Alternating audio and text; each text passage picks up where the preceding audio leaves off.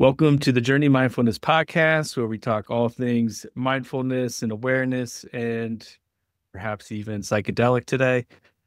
We have an amazing guest today, Paul Sugar, who is a highly experienced mindfulness instructor with over 30 years teaching experience and completed his studies at MBSR with John Kabat-Zinn you're one of the originals, I think. And also do MBSR and MBCT. He's taught over 100 classes. He's been a pioneer in mindfulness and getting mindfulness taught in schools and a number of different things, an entrepreneur. So Paul, thank you very much for being here today. It's a pleasure to have you. Happy to be here, James. Looking forward to this.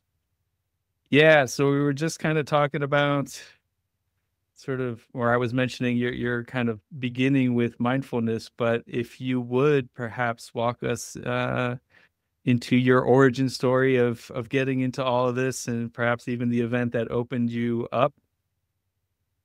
Yeah, absolutely.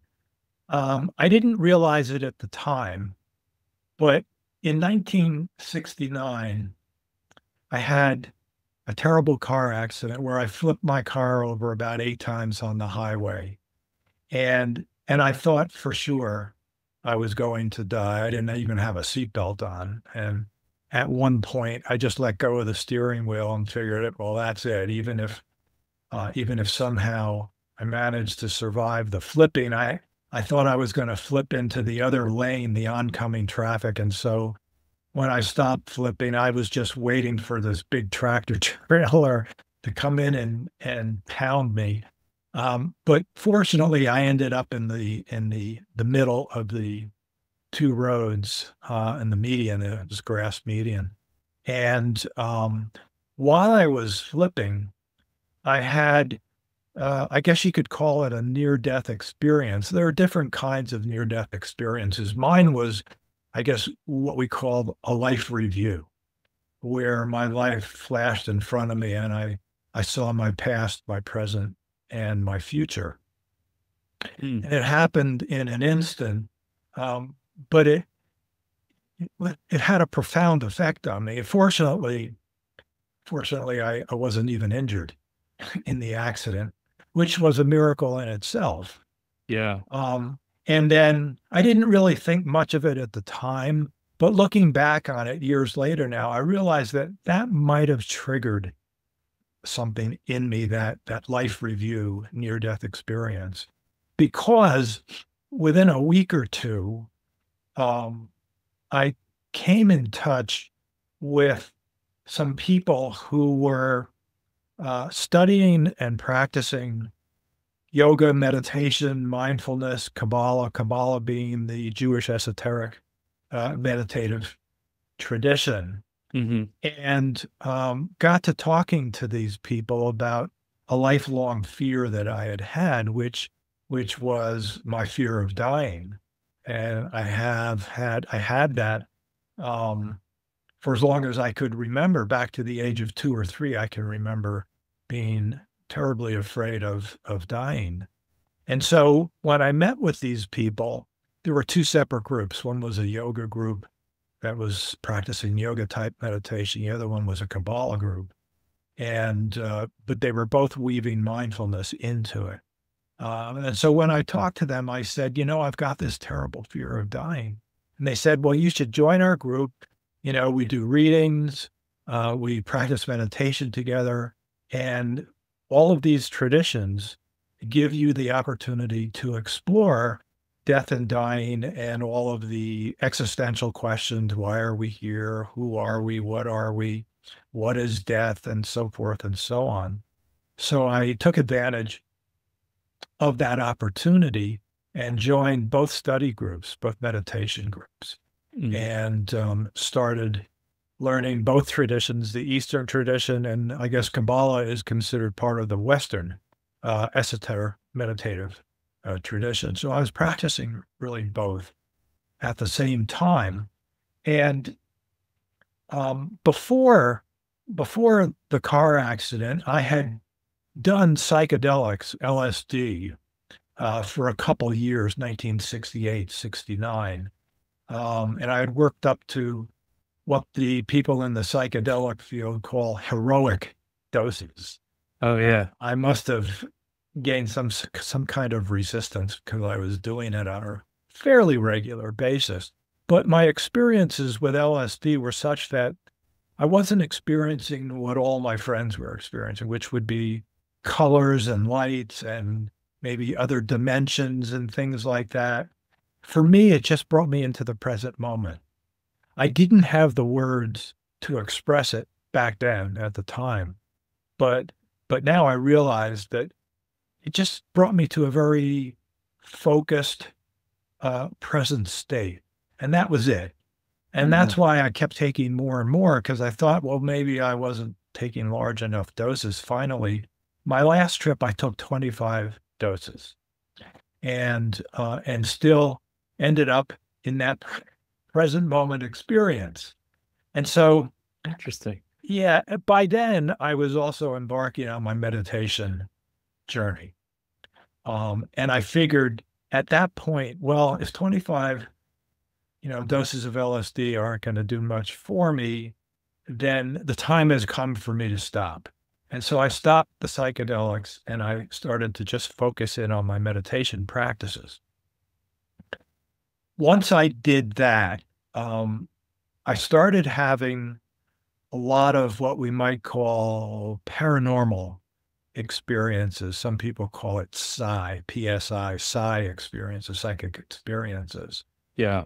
And they seemed to be related to my study of Kabbalah and using the symbol system of the Kabbalah, more that than the yogic meditations that I was doing. Because as soon as I started meditating on the Kabbalistic symbols and doing the reading of the Kabbalah and so forth and so on, I started having visions and out-of-body experiences and so forth and so on.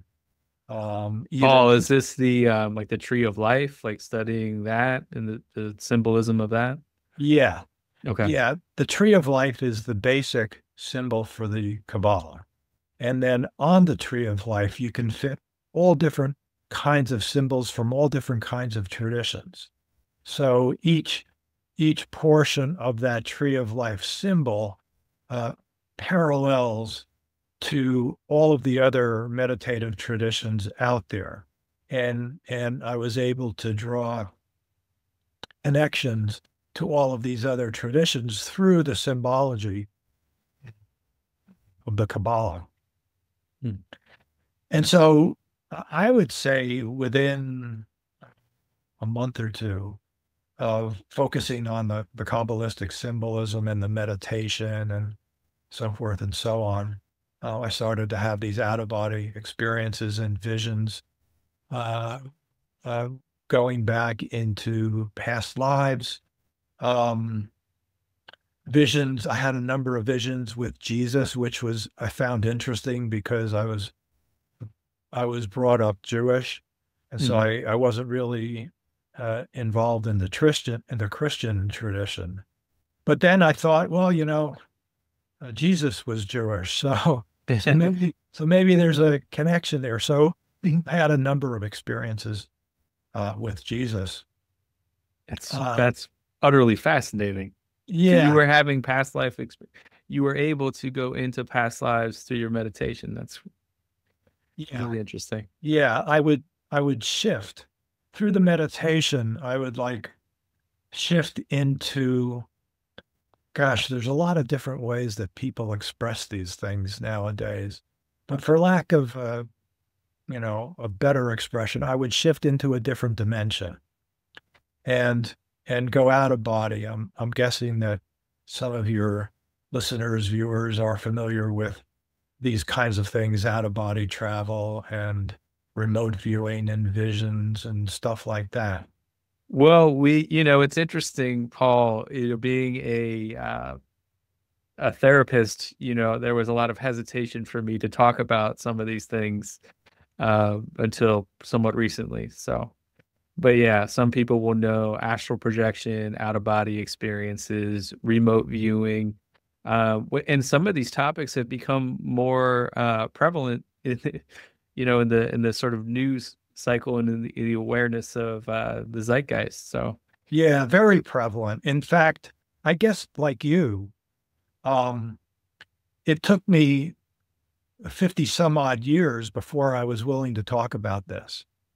I just started talking about these things, oh, maybe 2, 3 years ago. And I think it's because I noticed the same thing you noticed, that it's out there in the zeitgeist now.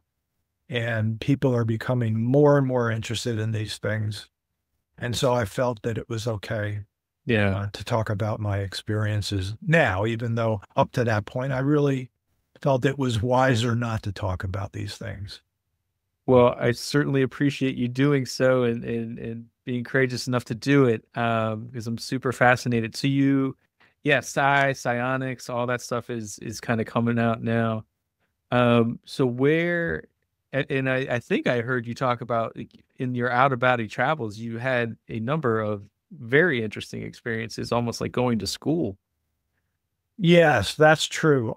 My most consistent out of body experience, which lasted for 20, 25 years, almost, I would say 2 or 3 times a week. I'd go out of body and I would end up going to a school, more like a university, and I would attend classes, and there would be teachers, human teachers, and otherwise.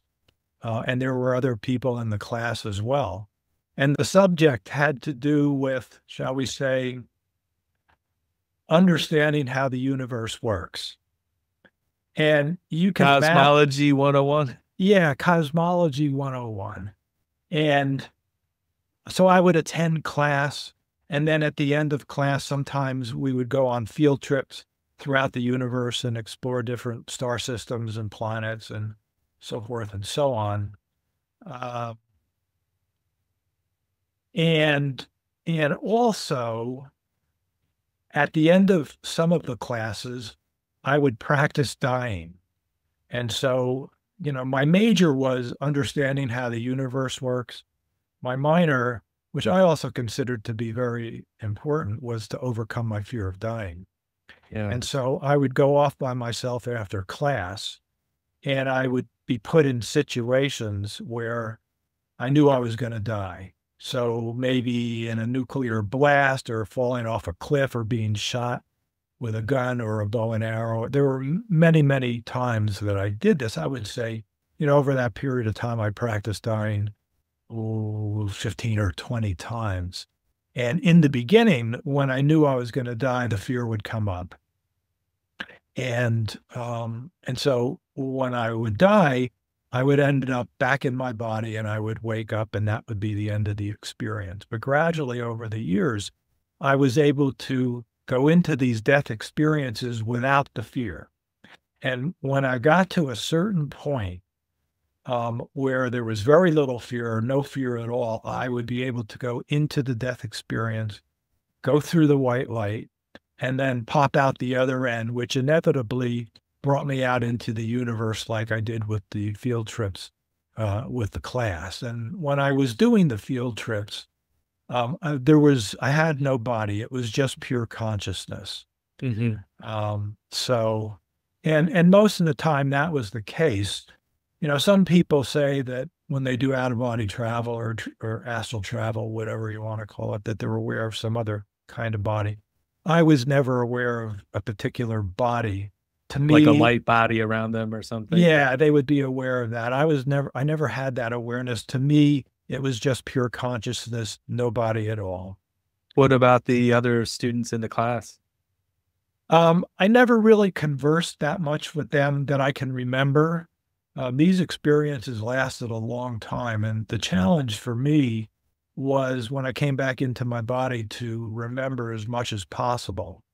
And so I've kept the journal all these years and written down all of these experiences to the degree that I can remember what happened. And I've talked to other people who have had similar experiences, and they too find it a challenge to remember as much as they would like to when they come back from from these experiences. So you've been conscious of, or intentional about trying to record them as much as you can. Yeah. Yeah, no, it's very fascinating. I have spoken to other people who have talked about that, and going on field trips and being out, in the universe and learning.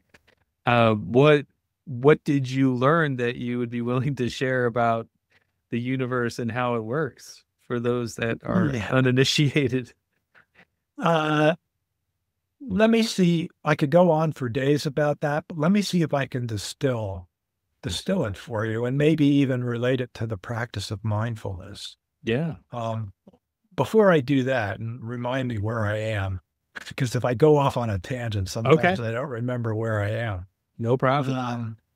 It was also during that time that I was having remote viewing experiences and it was very different than the classical remote viewing experiences that people may have heard of through Project Stargate, which was a CIA program. Yeah. Back in the 70s and 80s.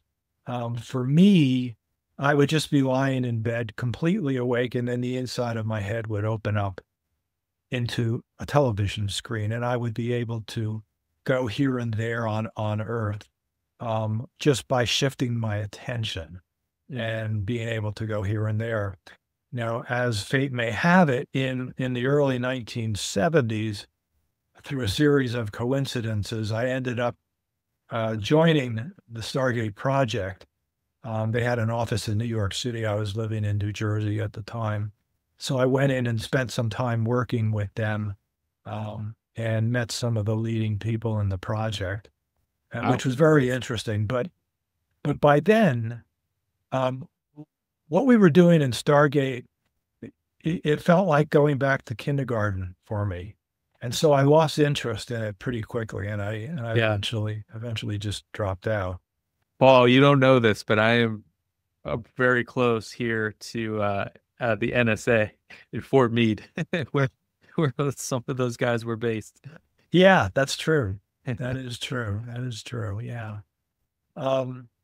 So that was my remote viewing experience, and then my Stargate experience as well. And then, so you have to refresh my memory and bring me back to what I was going to talk about. Yeah. Well, so for those that may not know what remote viewing is essentially projecting your consciousness and seeing things that are not, right around you, locally.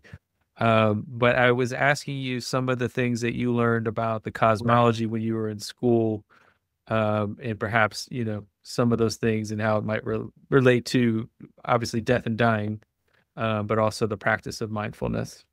Yeah. Okay. Let me start with two things, and I might end with two things. Otherwise, I'll go on too long. Okay. During my out-of-body experiences, and particularly in the field trips and with remote viewing, I learned the importance and the value of being able to pay attention, okay, which relates to mindfulness practice. Mm-hmm. Now, remembering that I started in 1970, I started teaching a blend of yoga, mindfulness, and Kabbalah. But in 1993, I limited what I was going to teach to MBSR. Once I studied with John Kabat-Zinn and got certified and all that stuff. So since then, I've just been focusing on MBSR. And one of the main things that we do in MBSR is we talk about the importance of attention, present moment attention, in a very specific way, being connected to the body, which would include, the body scan, body sensations, the breath, emotions and thoughts, all of which are part of the body. So it's a very body-centric practice, is mindfulness, which employs the skill of attention. Okay. And so what happens is you make that connection to the body through the medium of attention. And we'll get back to that in a little bit. And so when I was doing the remote viewing and the traveling through the universe, it was done through the means of attention. In other words, if I shifted my attention, I would end up going wherever I shifted my attention to. Okay. There's an old saying that I started hearing about in the 60s, where attention goes, energy flows. Yeah. Yeah. And I discovered that is so true. And I discovered that through these experiences that I was having in the early 70s and out, to present day. And so I learned how important being able to control my attention was. Otherwise, I would end up going here and there, because what I discovered out there, put that in quotes, what I discovered out there is that there are tides and currents and waves, just like in the ocean here on Earth. There's another saying, as above, so below. Yeah. And I discovered that to be very true, that the tides and the currents that exist out there also exist here on Earth. And so I ended up learning how to really focus my attention. Otherwise, I wouldn't be able to go where I wanted to go and do the things that I wanted to do. So that was one of the skills that I worked on. Mm-hmm. And then when I met John Kabat-Zinn in 1993 and went through probably one of the first trainings that he did, and started to really zero in on the importance of attention in the practice of mindfulness, I made the connection with all of the experiences that I was having. I said, aha, mindfulness must be a big deal, because it's teaching us primarily, the first skill that we're learning is how to focus our attention. Okay. And I had already experienced for many decades the importance of honing that skill of attention. And so when I went through the training with John and the emphasis was placed on attention, I connected the dots and I said, this mindfulness stuff is really important. And that's when I decided I was going to just limit my teaching to mindfulness through MBSR. Wow. Because I had that realization and I connected the dots between those psi experiences that I was having, paranormal experiences that I was having, and what was being taught at MBSR. Okay. Yeah. So, and then the second aha experience that I had, which connected me to the MBSR program, was I came to learn that most people, to some degree or another, are not fully connected to their bodies. Okay. Because I was able to see it. I could see the energy on the other side.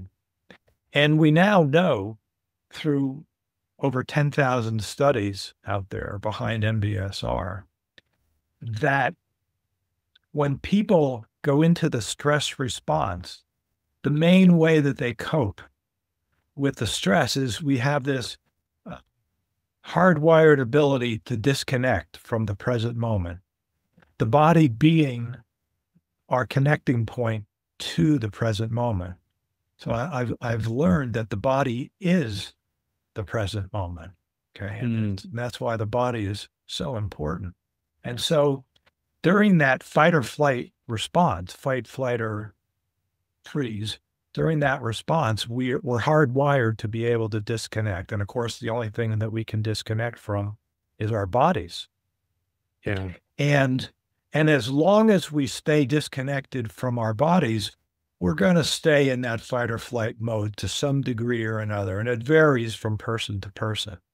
And so when you think about all of the physical, mental, and emotional changes that take place when we go into fight or flight, and then when we push them down below the surface because we don't want to deal with it during our everyday activity, we can see how stress is really connected to the majority of issues that we deal with, health issues that we deal with mentally, emotionally, and physically. And Yeah. so what I've learned is that the body can sense when we're disconnected, and that it interprets that disconnection as meaning that there's still a danger out there to our survival, a threat to our survival. So as long as it senses that disconnection, it's going to keep us in fight or flight. And, over the years, I've worked with thousands of people, including myself, because this was one of the ways that I overcame my fear of dying. I realized that I was born stuck in fight or flight and Mm. disconnected. And, you know, part of the major motivating factor in fight or flight is, we get the opportunity to have that fear of dying. That motivates us to survive. Yeah. Yeah. I mean, that's and trauma too, this disconnection and, learning to come back into the body and to feel safe and to engage in the present moment again. It's fascinating. Yeah. Yeah. Yeah. Yeah. So the, you would think, I would think anyway, that the body would be set up genetically where when you go into fight or flight and whatever is threatening you is resolved, that you would automatically come out of fight or flight. Well, this apparently is not the case. Otherwise, there wouldn't be so many people getting stuck in fight or flight. So I consider that to be a genetic defect. That was a joke. Yeah. Well, what is also interesting as I'm listening to you talk about that, I hadn't necessarily made the connection with where the attention goes, the energy flows, but mindfulness being an energy practice because it's so easy, especially if you're stuck in fight or flight, to have your energy being poured out, in any other direction than where you might want it to be. Yeah, for sure. Mindfulness is an energetic practice for sure. Of course, the quantum physicists would say that everything is energy. Yeah. So, there you have it. But, for us mere mortals, it's an interesting realization that mindfulness is in fact uh, uh, a pure energetic practice. And Yeah. so because the body isn't set up to come out of fight or flight automatically, we need to be proactive.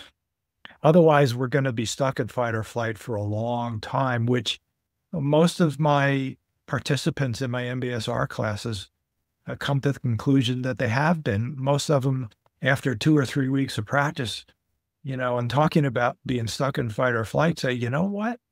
I just realized that I've been in this stuck in fight or flight for 10, 20, 30, 40 years. And I wouldn't have realized it had I not come to the practice.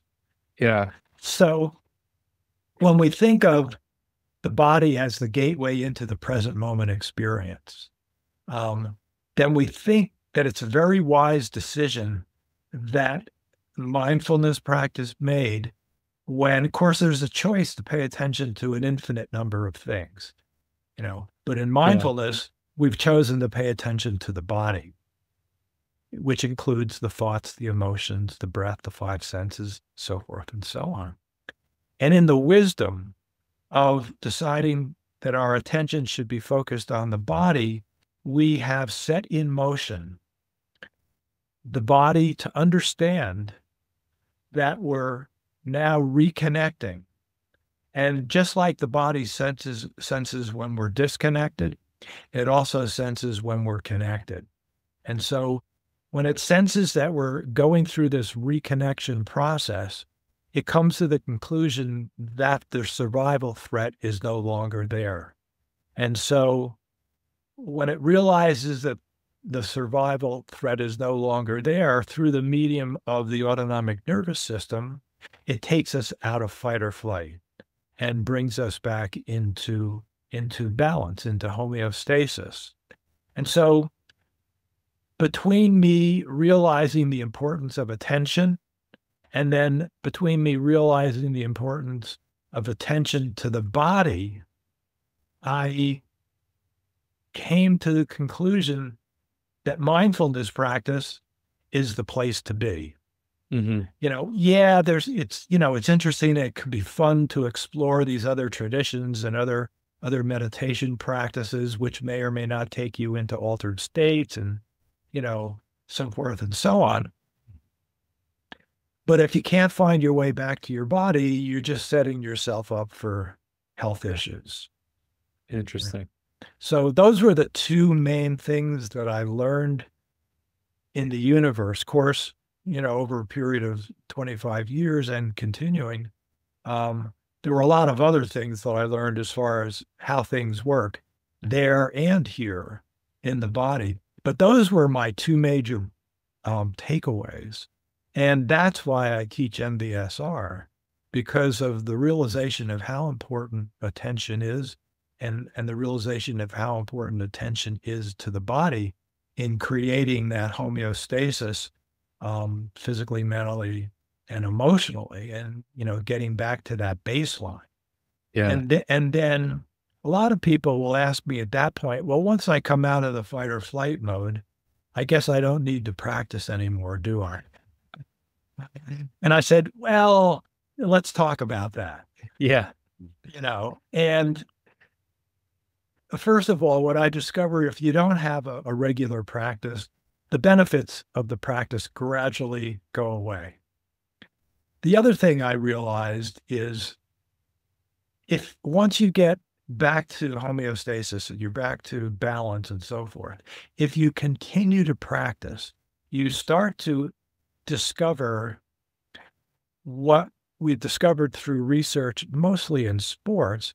You start to discover that there's something called flow states or peak performance or being in the zone, a lot of which professional athletes have pioneered for us. Yeah.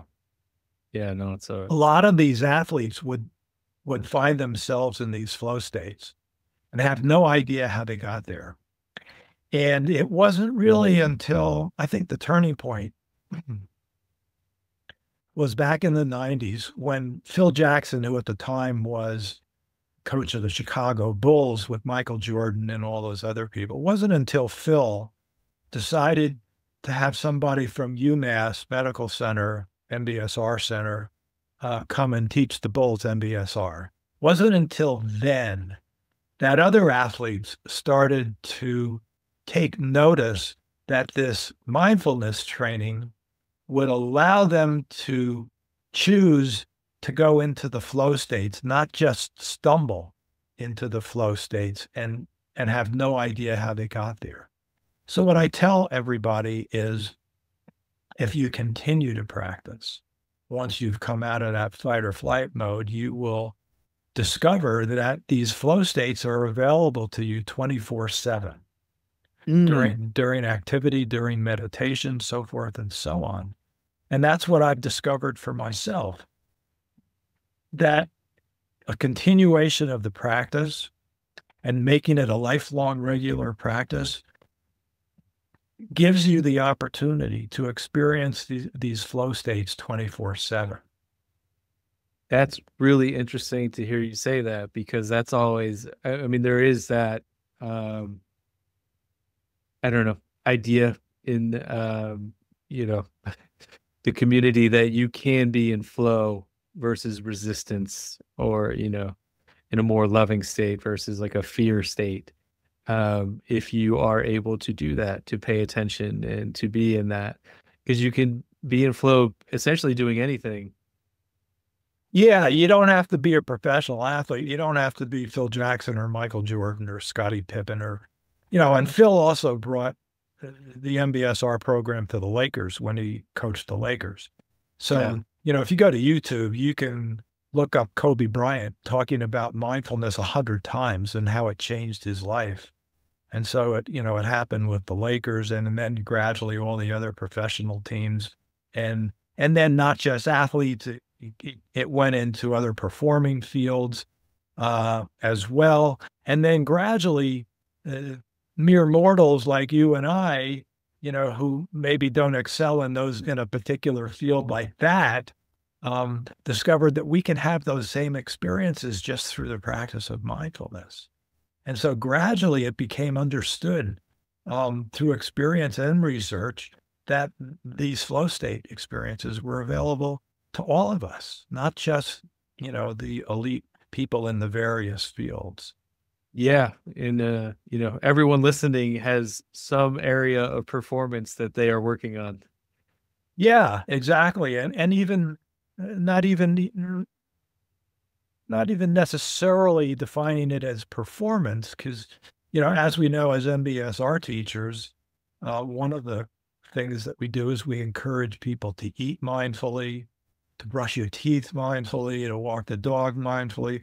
All of the mundane everyday activities, we teach that it's important to bring that mindfulness skill set to that, because what I discovered with meditators many, many years ago is that if you don't set the intention to create a bridge between your meditation practice and your everyday activity, you're going to end up using your meditation as a means of escape from reality. And you're going to end up being stuck in meditation and just using it as that escape. So you feel really great when you're meditating, but when you're not, it falls apart for you. And so as MBSR teachers, you and I know the importance of transferring that skill set into everyday activity. Otherwise, we just end up using meditation as an escape, maybe even an addiction, and I know people who use it that way because they haven't set the intention or done the practice to build that bridge between the formal practice and the informal practice, as we say in MBSR. Yeah, no, it's a really important point to kind of hammer that, the meditation is woven into your daily life in everyday moments. Yeah, that's really wonderful, Paul. When did you overcome, would you say, your fear of dying? Yeah, that's another thing that I learned as far as the relationship between there, and here. Because, okay, so this is another thing that I learned between the here and the there. I eventually got to the point where I had no fear of dying when I was there in my light body, so to speak. But when I came back to my physical body, I realized that there was still some fear of dying while I was in my physical body. So I came to understand that there's a lag time between what's happening over there and what's happening here on the physical body. And so what I discovered for me was that it takes time. The physical body works slower than the light body. Okay. And in order to transform the cells in the physical body to the point where I no longer feared dying, in other words, I felt that I was really focusing on the autonomic nervous system. But every cell, not just the autonomic nervous system, every cell in my body needed to go through that transformation of learning how to not fear death, because of the understanding that death is just a physical thing and that we continue on and so forth and so on. Yeah. So I learned that there's that lag time. And then in so doing, I also learned a lot about various other dimensions. And the understanding of time as far as how it relates to past, present, and future. Yeah. And how it's so much in flux and so malleable to our minds and our beings and so forth. And, I'm just going to free associate here. I also want to say that it's important to understand the difference between thinking and attention. Okay. It's another thing that I learned. And the way that I learned it is once I got to the point where I could stop all thought, I realized that I was still there. And I still had consciousness and I still had the ability to focus my attention here and there. And so there are a lot of people who feel like they are their thoughts and that they have to believe everything they think.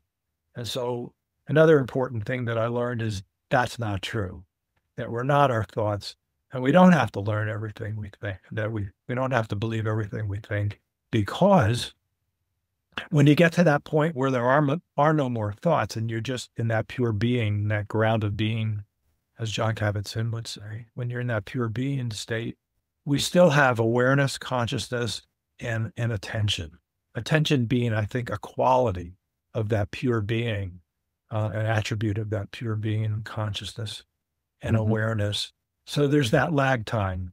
And that was an important thing because it opened up my understanding of how past, present, and future work, how it's malleable, how the different dimensions work. That was another thing that I learned as it relates to mindfulness and bodies.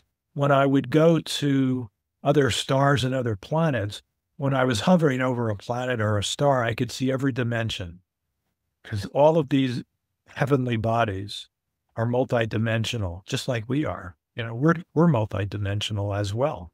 Yeah. And so I learned that if I wanted to experience these different stars and planets in these different dimensions, I learned how to create a body that was comprised of, shall we say, the substance of the dimensions. So even though these other dimensions are less dense than this physical dimension, there is still matter in all of the dimensions, just less dense. So I learned how to create a body. And then if I wanted to experience that particular dimension, I would clothe myself in the body. And that would be how I would be able to experience those other dimensions. So you get like material, well, I don't know if that's the right word, materialize, but create. Yeah. In a sense, materialization. Yes, but not as we understand it. Yeah. It's very different in other places. Were you on your own or was someone guiding you through this? Usually I was on my own that I was aware of. Okay. But I've had for many, many years the experience of knowing that there are others interacting with me, non-physical others. Yeah. And I first became aware of that late 1969, where I could actually see angels. Angels were, and that's another experience. And I saw many angels in different forms and so forth, along with the Jesus type of thing. But I also saw other beings, usually cloaked beings, and I rarely saw their faces. But I became very aware of them, particularly during meditation, of them just being there, maybe watching me, interacting with me energetically. But I never really paid attention much to them. I just knew they were there. Yeah. And it was comforting, or in the beginning it was discomforting. I became very self-conscious. Like I felt like they were watching me all the time. Like, who's around me right now? Yeah. And so, I was very young. I was 21 at the time. And so I was just, I'm out on a date and interacting with my date. And are they watching or aren't they watching? But I overcame that self-consciousness after a period of time. And I kind of maybe developed an understanding between them and myself where it was like, yeah, if you want to interact with me energetically, that's fine. But basically, don't interfere with my life. Just let me do my thing. And you and I will get along just fine. You And so came that to an was, agreement with them. yeah, so that was kind of the message that I've sent telepathically, and it's the relationship has been that way ever since. So I'm very happy with that relationship, with those other beings and the angels and so Did forth. they ever identify themselves to you, or did you ever ask who they were? I never did ask names. I was more plugged into the energetic presence. Hmm. To me, I could recognize energetics.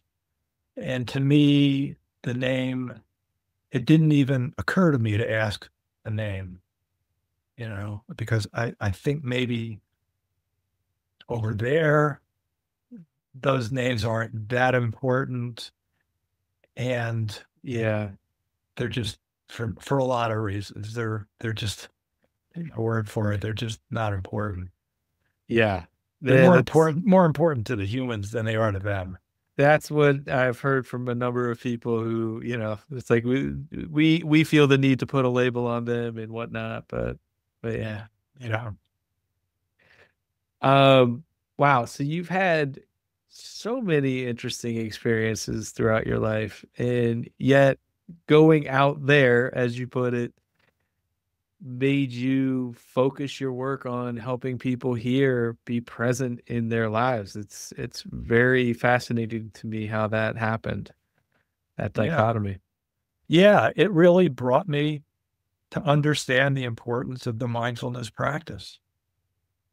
Um, and you focused on that. I know you do some other energy work with Tai Chi and other things.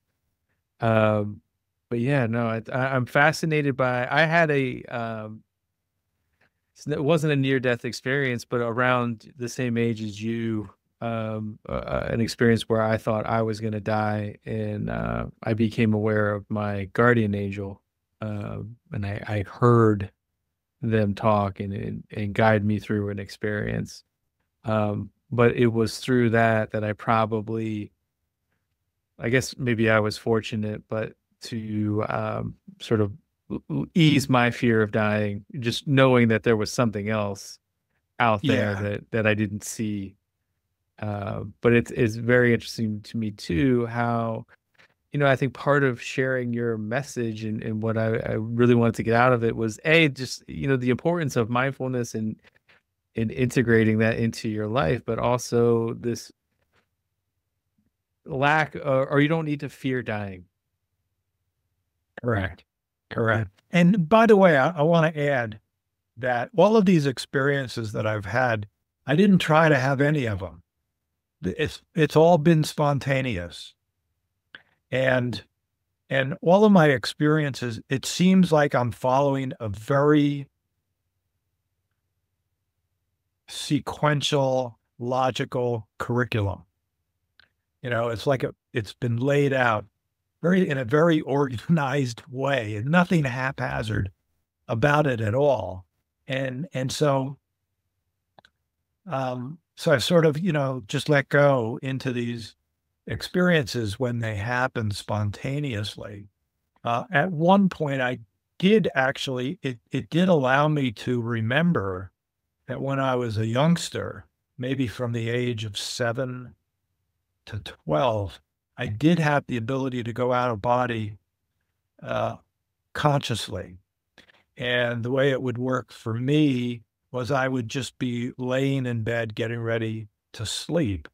And through focused attention, I could bring myself to a point where I could feel pins and needles all over my body. And then I would see little dots of color.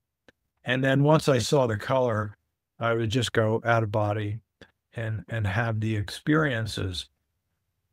But in hindsight, I'm looking back and I'm figuring, I gradually lost that ability as I approached puberty. And I think once I hit puberty, things changed that I wasn't able to consciously go out of the body anymore. And I completely forgot about it until I was deeply entrenched in these other experiences years later. And I said, oh my gosh, I could do this when I was a kid, and then I lost the ability, and now it's back, and I don't Yeah. really have a desire anymore to consciously go out of body, but if it happens spontaneously, that's fine with me, and it's always interesting and a learning experience. Okay, so the classroom has ceased. You're not doing the out of body experiences anymore. The classroom ceased after about 25 years. I do go back every once in a while. Um, and I still have the out of body experiences in different ways. Um, in fact, just last week, I had an experience where somebody came to me and asked permission to shoot me in the forehead and kill me. And this was in a uh, lucid dream state, I guess you could say. Mhm. And I said, well, wait a minute, let me see if there's any fear before you kill me. And there was a little bit, but then I just shifted my attention a little bit, and the fear went away. And I said, okay, I'm ready. You can shoot me now in the forehead and kill me. And so he did. And I died, and I immediately found myself on the other side. And he was there, and he was a teacher. You know, Mm. his personality changed from one side to the other. And as a teacher, he handed me a certificate.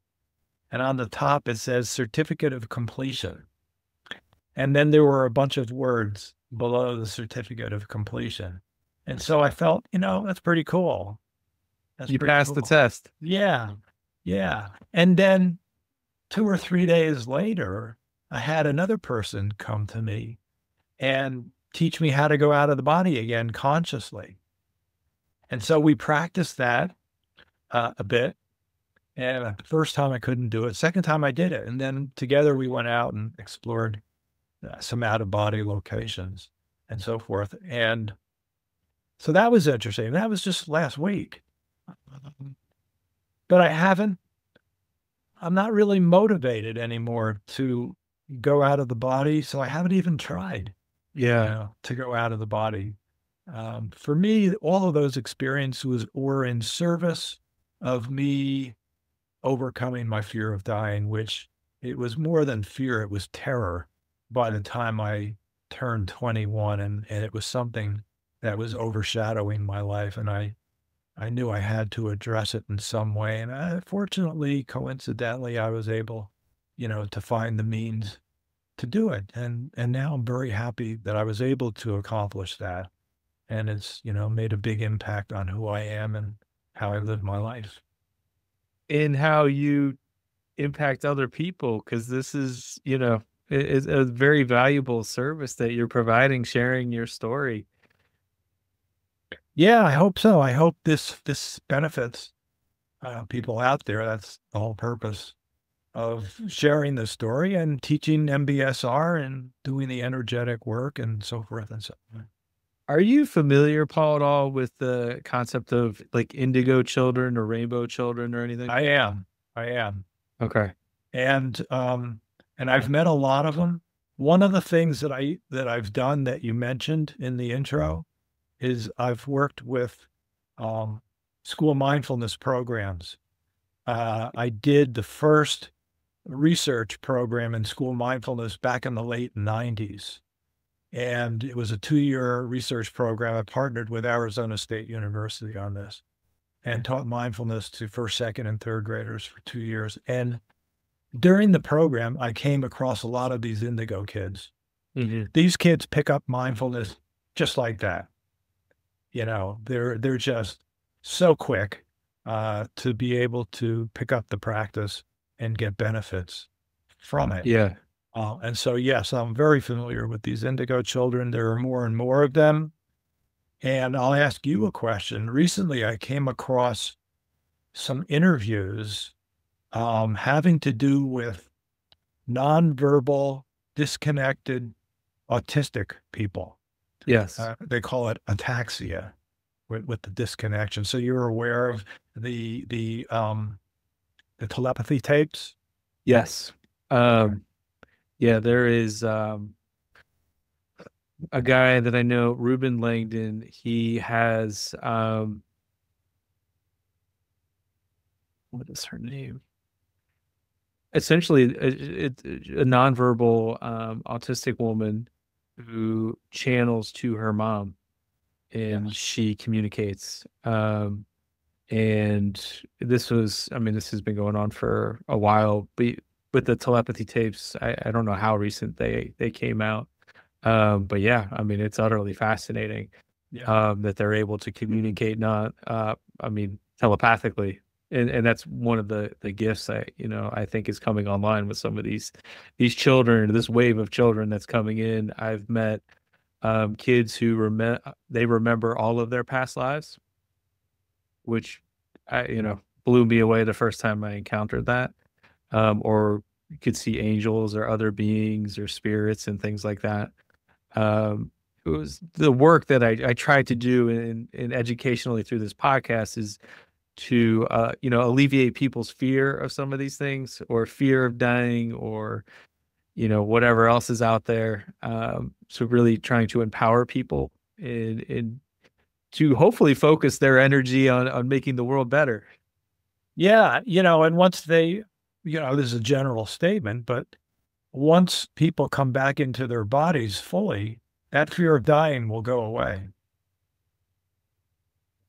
Well, you certainly inspired me, hearing you talk about MBSR and really the work and the value that is, mindfulness-based stress reduction to help people get out of fight or flight and back into their body and to heal, and to kind of be um, more in flow in their life. So, Yeah, exactly. Exactly.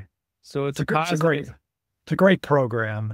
Mindfulness, it really needs to be the foundation stone of people's lives, which is why I decided to focus a lot of attention on the school mindfulness training. Well, Paul, I just want to say thank you very much for sharing your story and all of these things. It's been delightful to hear, and there's a lot of value in it. So thank you. You're very welcome, James. It was a pleasure talking with you, and you're doing great stuff, sharing this information with people. Very well. Well, thank you, sir. Okay. You take care. Thank you so much for tuning in today and being with us. May you find joy, flow, and adventure on your journey.